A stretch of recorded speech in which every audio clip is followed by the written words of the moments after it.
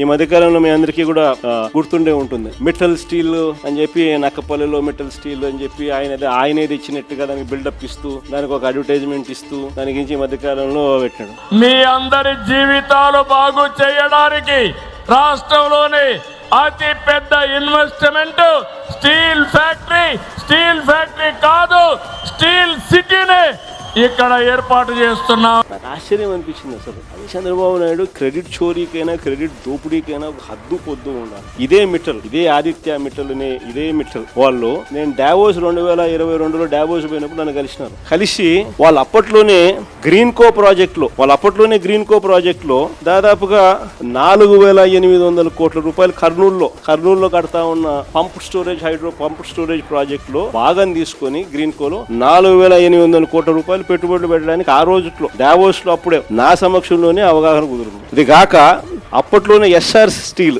వీళ్ళు కొనుగోలు చేసి దాంట్లో ఎక్స్పాన్షన్ కూడా పోతూ 1,000 కోట్ల రూపాయలు పెట్టుబడి పెట్టేదానికి కూడా ఆ రోజే నా సమక్షంలోనే అది కూడా జరిగింది. ఇది కాక వీళ్ళను కొత్త స్టీల్ ప్లాంట్ పెట్టడానికి అడుగులు ముందుకు వేయండి అని చెప్పి ఆహ్వానించింది నేను రాష్ట్రానికి. ఆహ్వానించి రమ్మని చెప్పి వాళ్ళకి చెప్పి, వాళ్ళు అధికారులకు కూడా చెప్పిన, వాళ్ళు వస్తున్నారు, వాళ్ళకి ఎక్కడెక్కడ మనం భూములు ఇవ్వగలుగుతామో చూపించండి అని చెప్పి. వాళ్ళు రావడము, మన అధికారులు ఫస్ట్ కాకినాడ SCZ లో భూములు చూపించారు, తర్వాత మూలపేటలో వీళ్ళు రావడానికి భూములు చూపించారు, తర్వాత నక్కపల్లిలో మన హయాంలోనే వీళ్ళకి భూములు చూపించిన తర్వాత నక్కపల్లిలో వీళ్ళు ఎన్నికలకు మునిపే రావడము, నక్కపల్లిలో భూములు కూడా చూసుకోవడము, భూములు వాళ్ళకి నచ్చడము. అక్కడ ఆల్రెడీ అప్పటికే APIC భూములు మన దగ్గర ఉన్నాయి. ఆ భూముల్లో నుంచి వీళ్ళకి 2,200 ఎకరాలు మనం అప్పటికే సూత్రప్రాయంగా వీళ్ళకి ఇవ్వడం కూడా జరిగింది. సూత్రప్రాయంగా ఇచ్చేదానికి అడుగులు ముందుకు కూడా వేశారు. ఈ లోపల ఎన్నికల కోడ్ వచ్చింది. ఇది జరిగింది.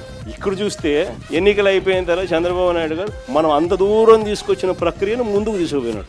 అంతే ఈయన చేసింది. ఓ జూమ్ కాల్ పెట్టుకున్నాడు, మాట్లాడినాడు, అంతే. ఇప్పుడు చూస్తే పేపర్ చూస్తే ఏమనిపిస్తుంది, అసలు మిట్టల్ అనేవాడు చంద్రబాబు నాయుడు సుందర ముఖార విందాన్ని చూసి వచ్చినట్టుగా బిల్డప్.